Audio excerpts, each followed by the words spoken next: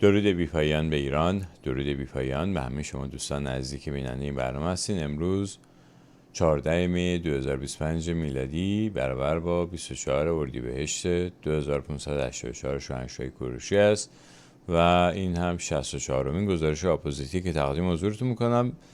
برخلاف گزارش اپوزیتی دیگه که معمولاً گزارش به روز هست و راجع به همون روز هست، این گزارش مربوط مثلا به خبریه که در میتونم بهتون بگم هفته گذشته یا هفته های گذشته هی داره بالا میگیره و به نظر من خبر بسیار بسیار مهمی هست. یک خبری هستش که دونستن اون و فهم اون باعث میشه که ما کلا درک بهتری راجع به اینکه کی کجاست و داره چه اتفاقی میفته.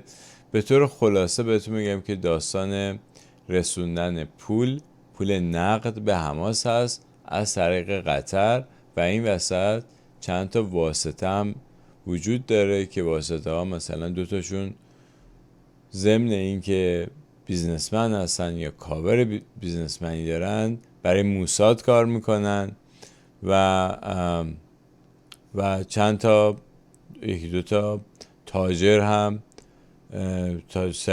بیلیونر مثلا ثروتمندان میلیونرهای اسرائیلی هم در این رسوایی اسمشون بالا اومده و اون دو نفری که برای موساد کار میکنن در ضمن جزء ادوایزرها یا مشاوران نتانیاهو هستن. برای همین نتانیاهو پاش شدیداً گیر هست و در این گیرودار رئیس امنیت داخلی اسرائیل هم از کارش بیکار میشه، اخراج میشه، آقای رونن بار، و اینها رو حالا راجبش با جزئیات بیشتر صحبت میکنم.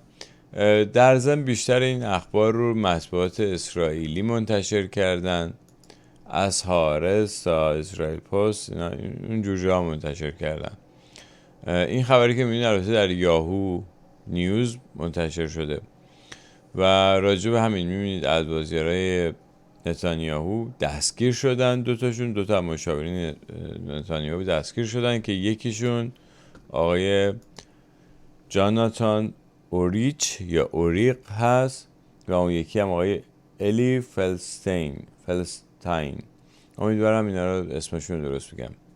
الی فلستاین و جاناتان اوریچ، اینها اون دو نفری هستن که هم برای موساد کار میکنن، هم ادوایزر یا مشاور نتانیاهو هستن و در ضمن سندهایی پیدا شده که پول از طریق قطریه بهش مثل بگم یه جوری دستخوش بهشون پرداخت داشتن از طریق قطریه که مشخص نیست برای چی این پول بهشون پرداخت شده، که احتمالاً بابت یه جور همکاری بوده. و این پولای نقد در ضمن قبل از اینکه حالا یه خورده مسئله رو ببینیم اهمیت این پول نقد چیه. ببینید پول نقد پولی هستش که شما وقتی باشه هر چیزی که بخری قابل ردیابی نیست، چون پول وقتی از سیستم بانکی میاد مشخصه که کی داره به کی پول میده، بابت چی داره پول میده، کدوم دستگاه داره شارژ میکنه این کارت شما رو، همه چی مشخصه. ولی وقتی پول نقد میشه دیگه معلوم نیست کی داره به کی پول میده، برای چی داره این پول میده، داره باش اسلحه میخره، داره باش مواد مخدر میخره یا هر چیز دیگه ای که ممنوعه رو داره باش میخره و هیچ رد پایی هم ازش بر جای نمیمونه. برای همین پول نقد معمولاً برای کارهای خلاف استفاده میشه، معمولاً مخصوصا در این اندازه. و در ضمن این پولای چمدون‌های پول نقد به صورت دلار و یورو بوده که از قطر می اومده و این باز دو مرتبه سوال برانگیز است، تحت پوشش کمک مثلا هیومانیتری، کمک بشردوستانه انجام می شده، ولی خب در غزه فروشگاه‌های آمریکایی یا اروپایی وجود نداره که مردم مجبور بشن دلار یا یورو توش خرج بکنن.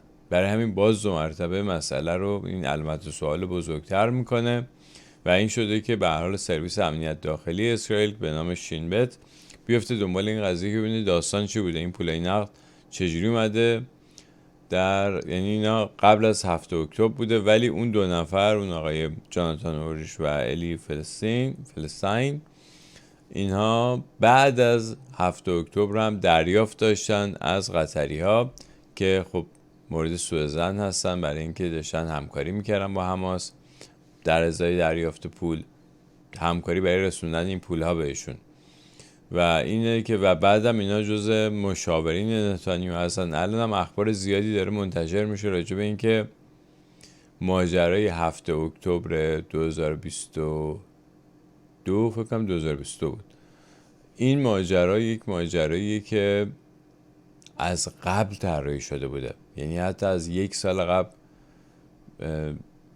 موساد خبر داشته ازش، میدونستن، مثل اینکه پلن شده بوده و اصلا حتی برای این کار و گذاشتن که این اتفاق بیفته. این ماجرا فعلا در سطح گمان زنی، سند 100% هنوز یه سندهایی داره منتشر میشه، ولی اینی که در طی این 2 سال گذشته هیچ تحقیقات جدی روی این که ببینن خب چجوری غافلگیر شد سرویس امنیتی اسرائیل که تونستن یه همچین جنایتی انجام بدن، حمله کنن، اونم به چی؟ به یه کارنوال تفریحی، فرهنگی تفریحی که هیچ ارزش اطلاعاتی و نظامی نداشته، یعنی فقط برای ایجاد ترس و ارعاب، برای اینکه به مردم اسرائیل رو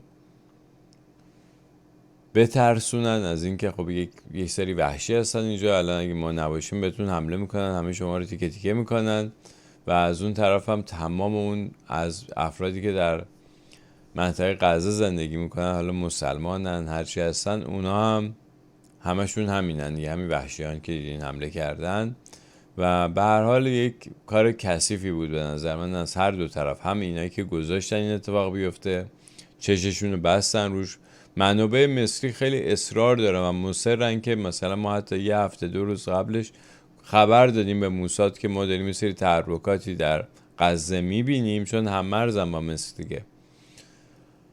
و منابع اسرائیلی کاملا اینا رو چششون رو بستن روش. تقریبا این چیز شبیه به همون ادعاهایی که کورت ولدون داره راجع به عملیات 11 سپتامبر 2001 که منجر به نابودی، به خراب شدن 2 تا برج‌های تجارت جهانی و البته 3 تا ساختمان اونجا خراب شد، 3000 نفر آدم کشته شدن در عملیات 7 اکتبر. هم میشه گفتش که یه جور ورژن اسرائیلی 11 سپتامبر بود از همه نظر، هم از نظر اینکه رد پای خود سرویس امنیتی اسرائیل توش دیده میشه، هم از نظر اون اثر روانی وحشتناکی که رو مردم اسرائیل گذاشت که مثل همون اثری بود که حمله 11 سپتامبر رو مردم، رو افکار عمومی مردم آمریکا گذاشت. به هر حال شباهت‌های زیادی هست، ولی خب الان دارن این تحقیقاتی که شده، من حالا یکی عکساشون هم من پیدا کردم که تو اینترنت هست که سرچ بکنید میاد. منابع خیلی خبرهای زیادی منتشر شده راجع به اون. یکی از اون تاجرانی که در این انتقال این پول نقد از قطر به غزه نقش داشته یکی از ثروتمندان اسرائیلی هست به نام آقای گیل بیرگر که عکسشو میبینین اینجا. و نفر بعدی هم آقای شلومی فگل هست که ایشون هم یکی از ثروتمندان، صاحب یک شرکت حمل و نقل دریایی هستن. این هم که قراردادی که داره با عکسی هست از قراردادی که داره با یه شرکت قطری امضا میکنه و البته پرچم فلسطین هم که اون بغل هست، یعنی قطری هایی که حامی فلسطین هستن، حامی مثلا حماس هستن.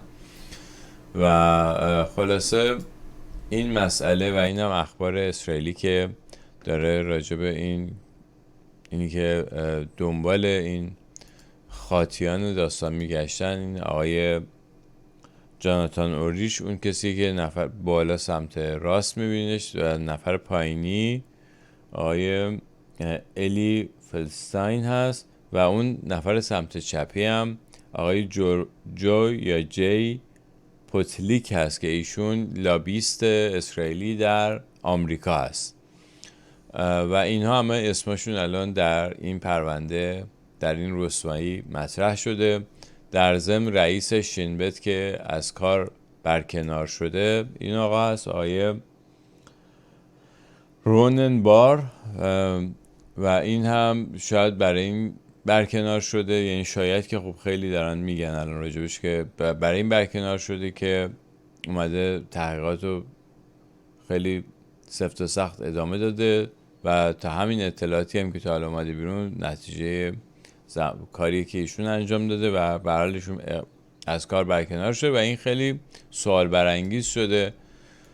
خود آقای بنیامین نتانیاهو الان انگشت اتهام روی سینه‌اش هست به عنوان کسی که از تمام این ماجرا خبر داشته. اون ادوایزرهای مشاورین ایشون از دفتر ایشون بودن، کسانی که پول دریافت کردن برای اینکه این اتفاق بیفته و به هر حال اینا خبرهای مهمی هست که خیلی خیلی میتونه در روزهای آینده تبدیل به بمب خبری بشه. در ضمن از اون طرف قضیه هم در آمریکا هم اون تابویی که قبلا بود راجع به انتقاد و نقد به عملکرد دولت اسرائیل، اون تابو برداشته شده. خیلی من میبینم حتی سیاستمداران آمریکایی دارن رسما نقد میکنن عملکرد نتانیاهو و عملکرد دولت اسرائیل رو که این بی سابقه است. قبلا به محض اینکه یک کسی همچین حرفی میزد از دنیای سیاست که باید خداحافظی میکرد کلا،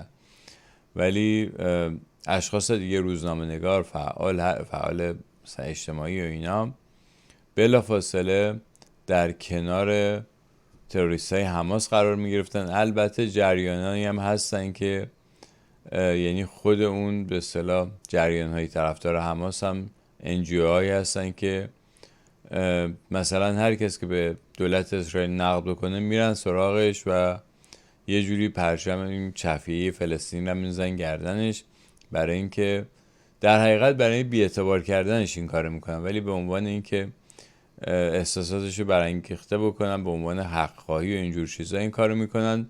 بیشتر این بچهای جوان آمریکایی هم نمیدونن اصلا که حماس چیه، چی کار داره میکنه اونجا. اینو تجربه شخصی خودم باشون حرف زدم متوجه شدم.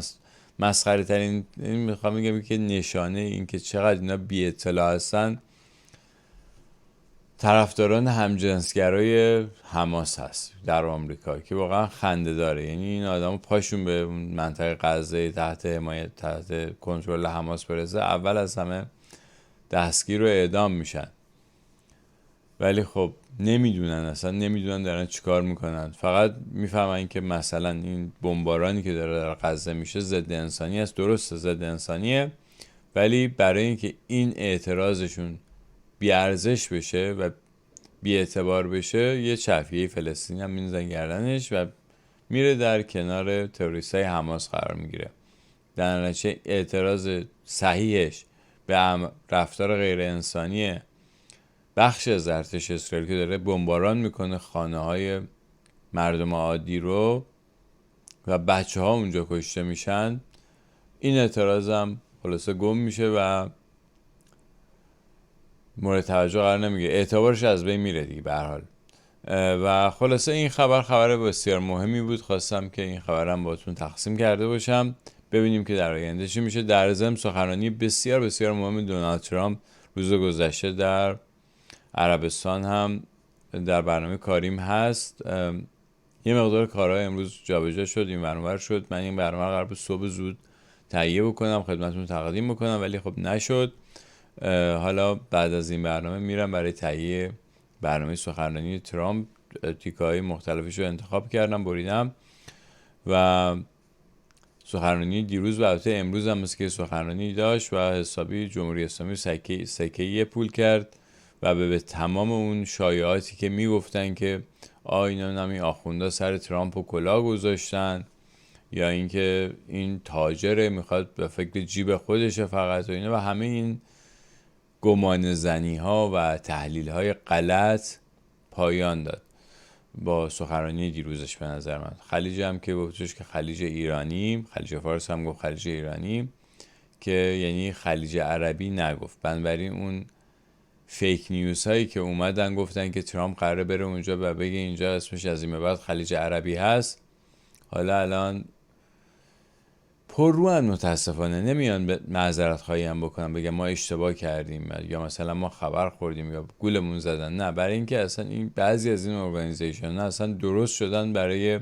به هم ریختن افکار، برای اینکه تمرکز جامعه رو از بین ببرن، امید از مردم بگیرن.